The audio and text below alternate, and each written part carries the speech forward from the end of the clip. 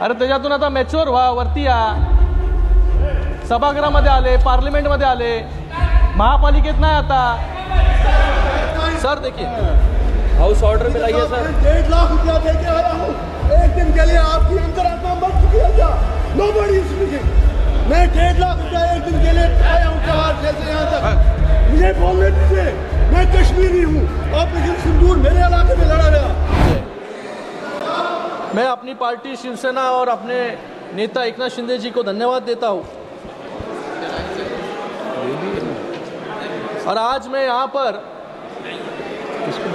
सेना को बहुत बहुत धन्यवाद देता हूँ कि आज सेना ने जो ऑपरेशन सिंदूर, सर देखिए हाउस ऑर्डर में लाइए सर। 1.5 लाख रुपया दे के आया हूँ, एक दिन के लिए आपकी अंतरात्मा मर चुकी है क्या? Nobody is speaking. मैं 1.5 लाख रुपया एक दिन के लिए आया हूँ जवाहर से यहाँ तक। मुझे बोलने दीजिए, मैं कश्मीरी हूँ, ऑपरेशन सिंदूर मेरे इलाके में लड़ा गया, लाशें मेरी गिरी। सर देखिए उधर खड़े सब देखूंगा तो और क्या करूंगा? विशाल बोलिए शिंदे जी, बोलिए शिंदे जी, प्लीज ऑर्डर में सर, प्लीज बैठिए।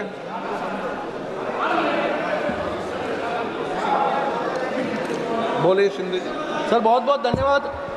मैं आज सेना के जवानों को भी बहुत बहुत धन्यवाद अदा करता हूं कि आज ऑपरेशन महादेव के माध्यम से उन 26 परिवारों को न्याय देने का काम हमारे सेना के जवानों ने किया। आज उन सेना के जवानों के लिए कुछ पंक्तियां यहां पर मैं बोलना चाहूंगा। दुनिया को इस नए भारत का यशगान सुनाया है हमने, दुश्मन के घर में घुसकर आतंकवादियों को मार गिराया है हमने, धर्म पूछकर बहनों का सिंदूर मिटाया था तुमने, उसी सिंदूर को बारूद बनाया है हमने। हर देशवासी के दिल में देशभक्ति की ज्वाला जलती है, हर देशवासी के दिल में देशभक्ति की ज्वाला जलती है। यहाँ योमिका और सोफिया जैसी भारत की बेटियां लड़ती है। पहलगाम का बदला लेकर दुनिया को ये बता दिया, भारत पर हमला करने की कीमत कितनी भारी पड़ती है। आज मैं हमारे सेना के जवानों का त्रिवार अभिनंदन करता हूं, उनको धन्यवाद देता हूं। सभापति, ये क्या ठीक नहीं ना? ये ऑर्डर में सर, ऑर्डर में लाइए सर, ऑर्डर में लाइए। ठीक नहीं। माननीय सदस्यगण प्लीज बी सीटेड। माननीय सदस्यगण please be seated, please be seated. माननीय सदस्यगण प्लीज बी सीटेड। माननीय सदस्यगण सभी को बोल रहा हूं, प्लीज बी सीटेड।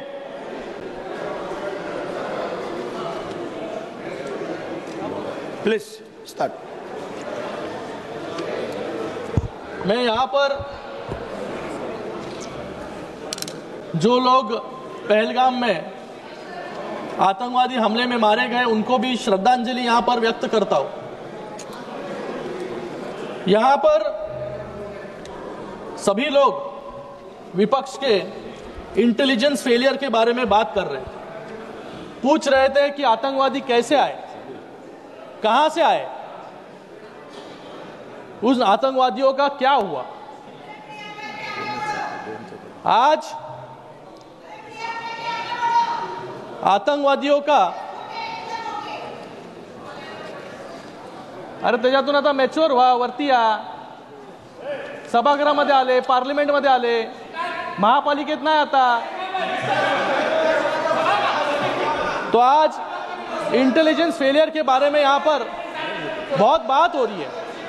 मुझे इनको सवाल पूछना है कि 2006 में जो बम ब्लास्ट हुए, वो बम ब्लास्ट के आरोपी कहां से आए थे। परसों ही मुंबई हाई कोर्ट ने 2006 में जो बम ब्लास्ट में इनकी जब सरकार थी, 2006 में जब इनकी केंद्र में भी सरकार थी, राज्य में भी सरकार थी, जहां पर 127 लोग सुनो 127 लोग मारे गए।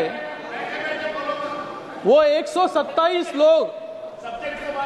लोगों को जिसने मारा उसको मुंबई हाई कोर्ट ने बाइज्जत बरी कर दी।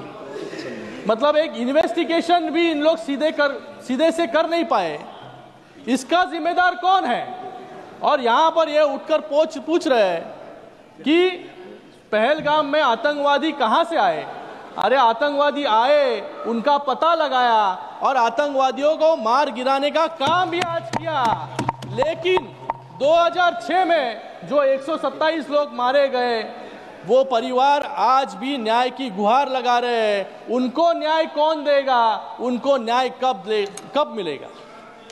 2006 हुआ, फिर उसके बाद शाहिद लतीफ, आपको याद रहेगा, आपने यहां पर कहा कि ये टीआरएफ ऑर्गेनाइजेशन ने कितने आतंकी हमले किए। लेकिन मैं इनको पूछना चाहूंगा, जो शाहिद लतीफ और उसके साथ 25 आतंकवादियों को जो लिस्टेड टेररिस्ट थे, एलईटी के, जैश ए मोहम्मद के, हिजबुल मुजाहिदीन के, उनको छोड़ने का काम किसने किया? जिसने फिर पठानकोट पर हमला किया। ये शहीद लतीफ को छोड़ा क्यों? हमारे गृह मंत्री ने यहां पर कहा कि पोटा का कायदा हमारी सरकार लेकर आई, लेकिन वो पोटा का कायदा रद्द करने का काम, रिपील करने का काम किसने किया? कांग्रेस ने किया। इसलिए इतने आतंकवादी हमले जो देश पर हुए, वो ये पोटा का कायदा रद्द होने के कारण यहां पर किए। यहां पर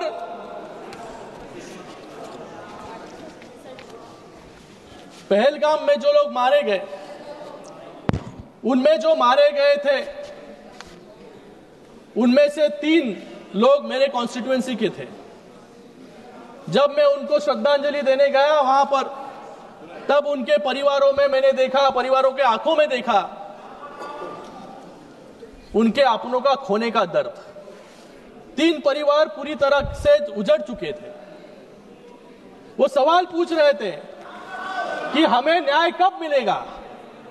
लेकिन आज उनके परिवारों को लगा रहेगा कि आज सरकार के माध्यम से और हमारी सेना के माध्यम से उनको न्याय देने का काम जो है आज यहां पर हुआ है। आत्मा को शांति मिली आज। उन्हीं जैसे 1993 के बम ब्लास्ट में, 2006 के ट्रेन ब्लास्ट में, 26/11 के आतंकी हमले में और दिल्ली ब्लास्ट में, ये परिवार जिनके परिवारों के सदस्य जिन्होंने खोए, वो आज भी न्याय की पुकार कर रहे हैं। आज वो भी इंतजार कर रहे हैं कि उनको न्याय कब मिलेगा। ये क्यों हुआ? कांग्रेस की विफलता और फॉरेन पॉलिसी फेलियर के कारण। आज 2006 में मैंने कहा आपको, कोर्ट ने कहा लैक ऑफ एविडेंस, मतलब आप वहां पर प्रूव नहीं कर पाए कि 2006 का ट्रेन ब्लास्ट किसने कराया। इसलिए आज उनके परिवार भी न्याय की गुहार लगा रहे हैं। आज यहां पर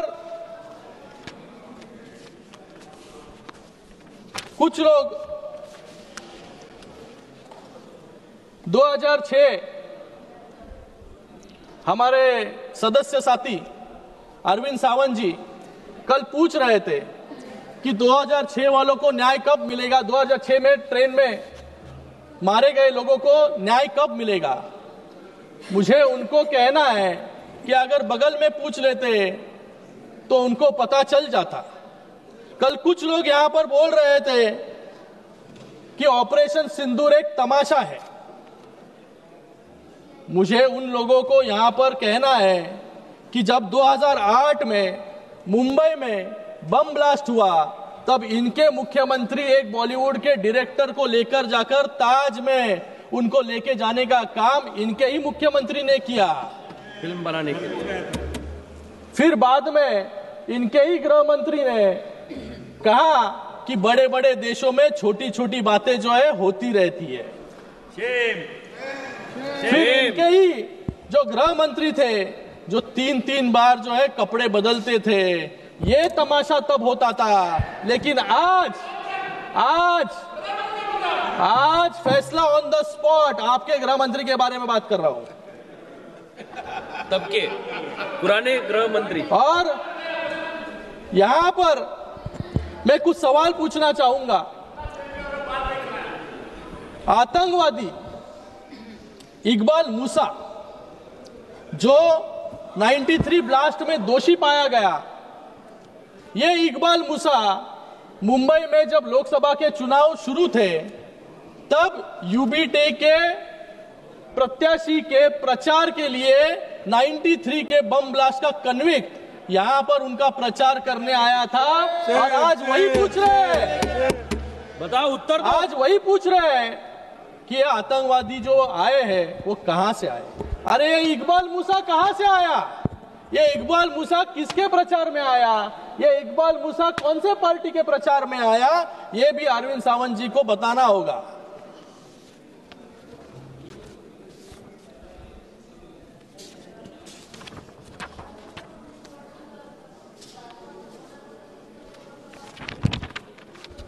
आज यहां पर कुछ लोग कह रहे हैं कि यूएस के सामने घुटने टेक दिए। मैं इनको याद दिलाना चाहूंगा भोपाल गैस ट्रेजेडी की, जहां पर 3,500 लोगों की मौत हो गई।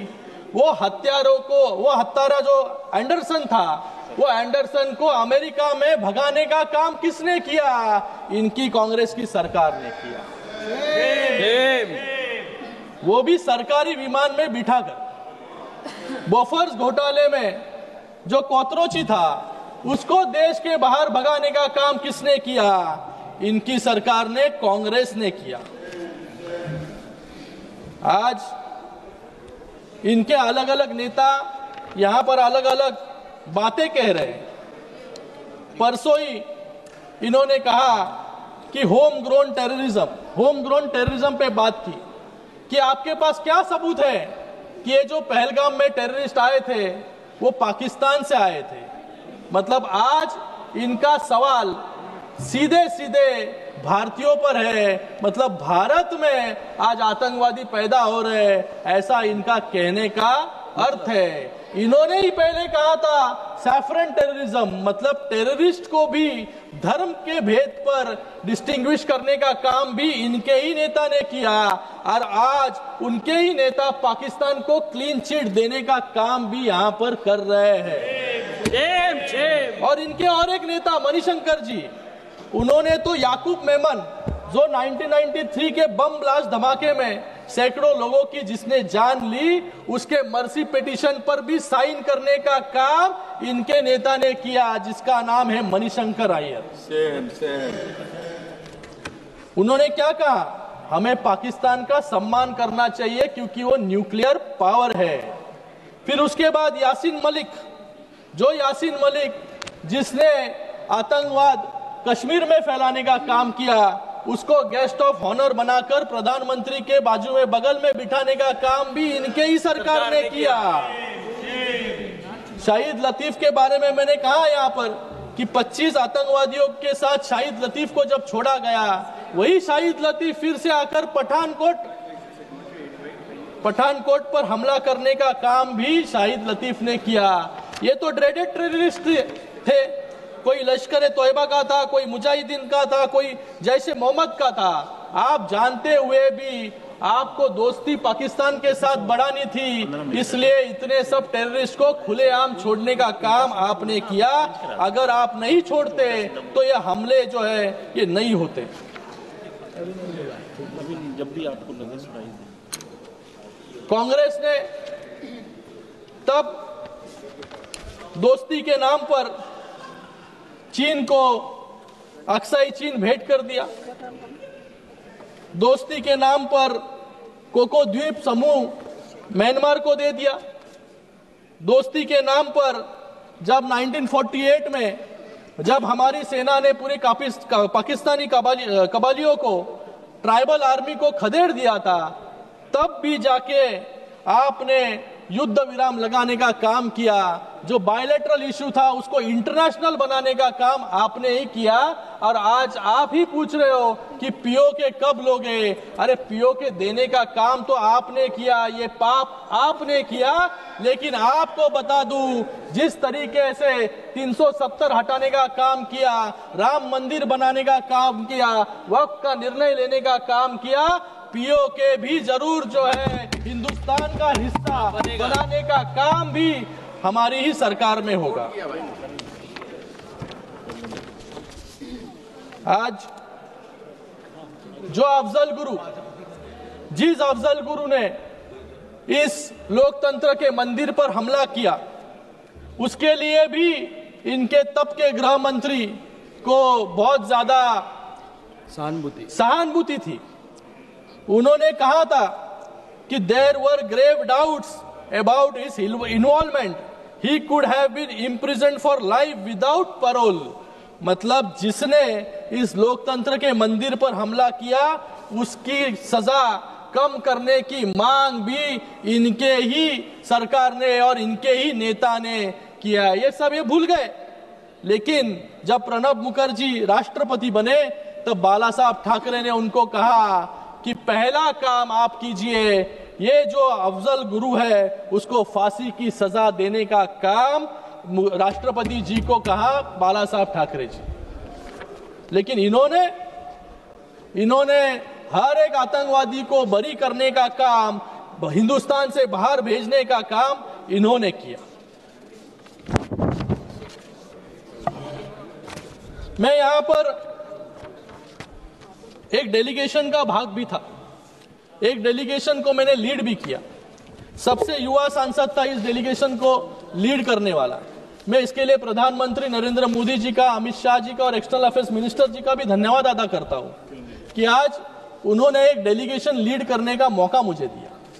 और यहां पर सब लोग कह रहे थे कि ये डेलीगेशन जो भेजे गए, उस डेलीगेशन को मिला क्या, किस प्रकार से रिस्पॉन्स लोगों का मिला, आपको वहां पर कौन मिला। मैं आपको बताना चाहूंगा कि हमारा डेलीगेशन यूएई गया और बाकी 3 अफ्रीका देशों में गया। सर मैं अकेला हूं स्पीकर, 3 अफ्रीकी देशों में गया। वहां पर हमें प्राइम मिनिस्टर उस देश के प्रेसिडेंट, उस देश के फॉरेन अफेयर मिनिस्टर, ये सब मिले और सभी ने भारत के साथ संवेदना प्रकट करने का काम भी किया। उसमें से दो देशों ने अपने सभागृह में इन पहलगाम में मारे गए लोगों को श्रद्धांजलि अर्पित करने का काम भी किया और इस हमले को कंडेम करने का काम भी 2 सभागृह में और 2 देशों ने किया। यह है भारत की फॉरेन पॉलिसी की सफलता। और सभी जगह पर हम गए, सभी देशों ने कहा कि भारत एक ऐसा इनिशिएटिव ले रहा है जो टेररिज्म के खिलाफ सारे दुनिया को सेंसिटाइज करने का काम कर रहा है। क्योंकि ये टेररिज्म सिर्फ भारत तक सीमित नहीं है, ये टेररिज्म सिर्फ क्रॉस बॉर्डर टेररिज्म नहीं है, टेररिज्म पूरे दुनिया में फैल चुका है। और इस टेररिज्म के खिलाफ इस टेररिज्म के खिलाफ पूरे देश को एक साथ एक प्लेटफॉर्म पर लाने का काम, एक इनिशिएटिव लेने का काम भारत ने किया। वहां पर देखिए सराहना करने का काम प्रत्येक देश ने किया। कुछ लोग ने यहां पर कहा कि कुछ लोग हॉलिडे ट्रिप पर गए।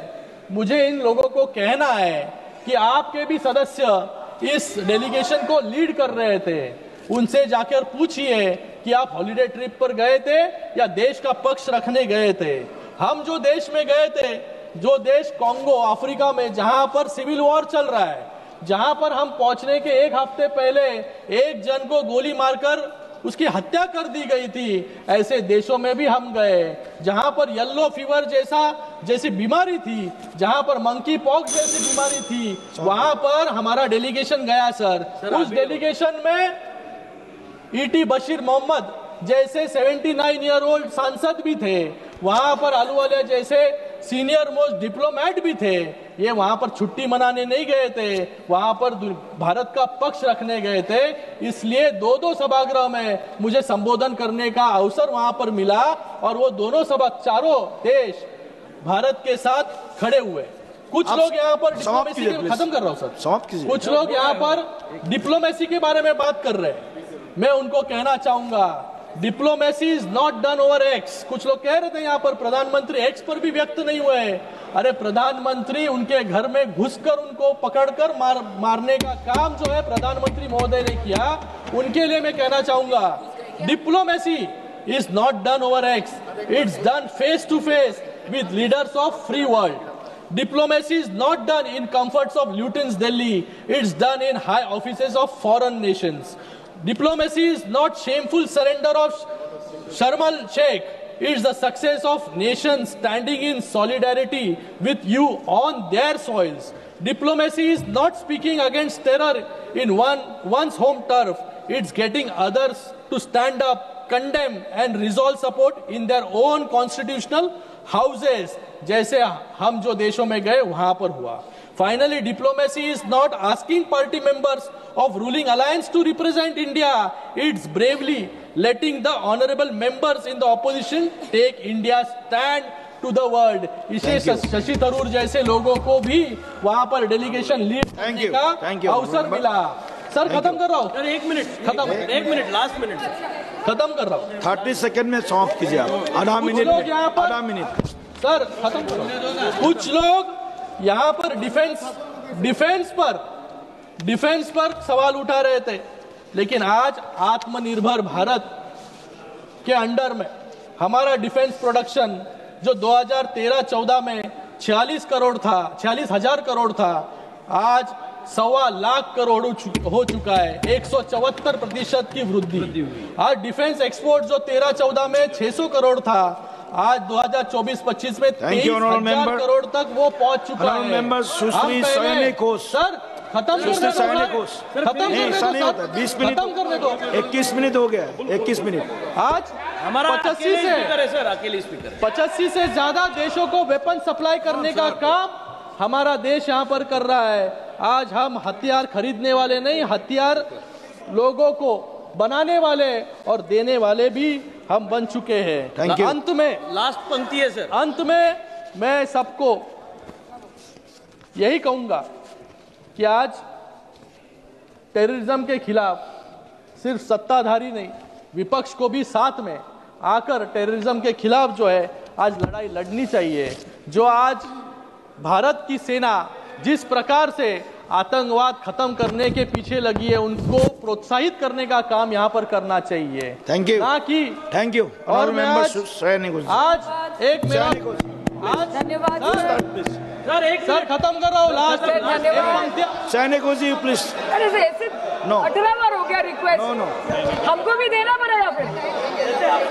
आप कैसे सैनिक आप समाप्त कीजिए प्लीज। आज समाप्त मैं कीजिए। हमारे जवानों को अभिनंदन भी करता हूँ और उनके लिए एक कुछ पंक्तियां भी यहाँ पर बोलना चाहूंगा और मेरा भाषण समाप्त करना चाहूंगा। राह के पत्थर को चकनाचूर होना चाहिए, वार चाहे एक हो भरपूर होना चाहिए। सिर्फ इतना ही नहीं कि पाकिस्तान हार अपनी मान ले, वो हमारे सामने मजबूर होना चाहिए। धन्यवाद। जय हिंद, जय महाराष्ट्र। सैनिक।